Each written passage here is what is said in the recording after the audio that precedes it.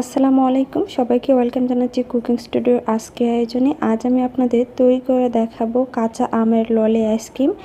এখন যেহেতু প্রচণ্ড গরম পড়ছে আর এই গরমে আইসক্রিমটা খেতে কিন্তু ভীষণ ভালো লাগবে।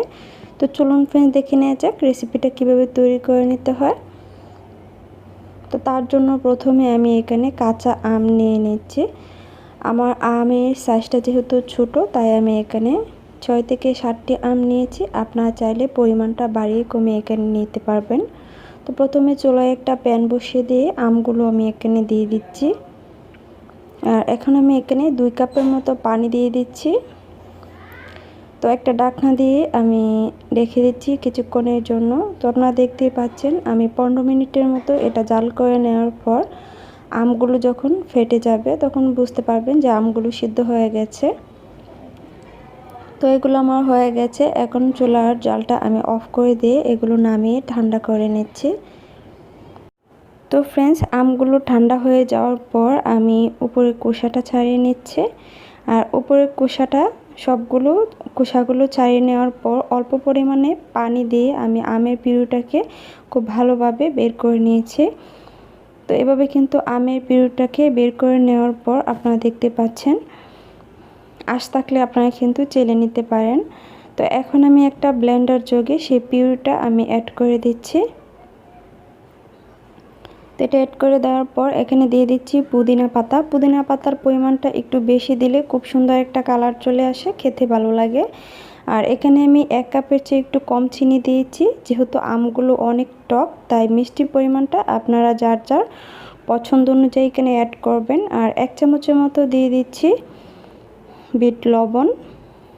আর সেই যে সিদ্ধ করা পানিটা সেই পানিটা এখন আমি এখানে অ্যাড করে দিয়ে 2 থেকে 3 মিনিটের মতো এটাকে আমি ব্লেন্ড করে নিচ্ছি। যতক্ষণ না পর্যন্ত এখানে পুদিনা পাতাটা ভালোভাবে ব্লেন্ড হয় ততক্ষণ পর্যন্ত কিন্তু আমি খুব ভালোভাবে এটাকে ব্লেন্ড করে নিয়েছি। তো ফ্রেন্ডস এটা আমার ব্লেন্ড করা হয়ে গেছে। তো সুইচটা অফ করে এগুলো আমি একটা আইসক্রিম মোল্ডে ঢেলে নিচ্ছি। আপনারা যে কোনো আইসক্রিম মোল্ডে কিন্তু এটা ঢেলে চাইলে উপরে এভাবে দিয়েও কিন্তু এটা আইসক্রিমগুলো আপনারা তৈরি করতে পারবেন। তো আমি কিন্তু এক্সট্রা আইসক্রিমের কাঠটি এখানে ইউজ করব। তো প্রথমে আমি আমের পিউরিটাকে এখানে আমি ঢেলে দিচ্ছি। ঢেলে দেওয়ার পর একটা ফয়েল পেপার দিয়ে উপরটা ঢেকে দিচ্ছি। তো এটা ঢেকে দেওয়ার পর আমি একটা চাকুর সাহায্যে উপরে একটু কেটে দিচ্ছি যাতে আইসক্রিমের কাঠটা আপনার এটার ভিতরে দিতে খুব সহজভাবে দেওয়া যায়। তো এগুলো কেটে নেওয়ার পর আইসক্রিমগুলো কাঠিটা এগুলো সবগুলোর মাথায় কাঠিগুলো দিয়ে আমি 7 থেকে 8 ঘন্টার জন্য ডিপ ফ্রিজে রেখে দেব। তো চলে আসছি 7 থেকে 8 ঘন্টা পর। তো কিছুক্ষণ কিন্তু আমি ফ্রিজ থেকে আগে থেকে নামিয়ে রেখেছিলাম, এতে কিন্তু আইসক্রিমগুলো বের করতে কিন্তু খুব সহজ হয়।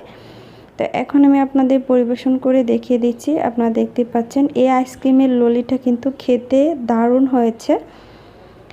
আশা করছি আপনারা একবার হলো ট্রাই করবেন, তাহলে বুঝতে পারবেন যে এটা খেতে কতটা মজাদার। তো আশা করছি আজকের রেসিপি আপনাদের ভালো লেগেছে। ভিডিওটি ভালো লাগলে প্লিজ আমার চ্যানেলটি সাবস্ক্রাইব করবেন। সবাই ভালো থাকবেন, সুস্থ থাকবেন, আমার জন্য দোয়া করবেন। আল্লাহ হাফিজ।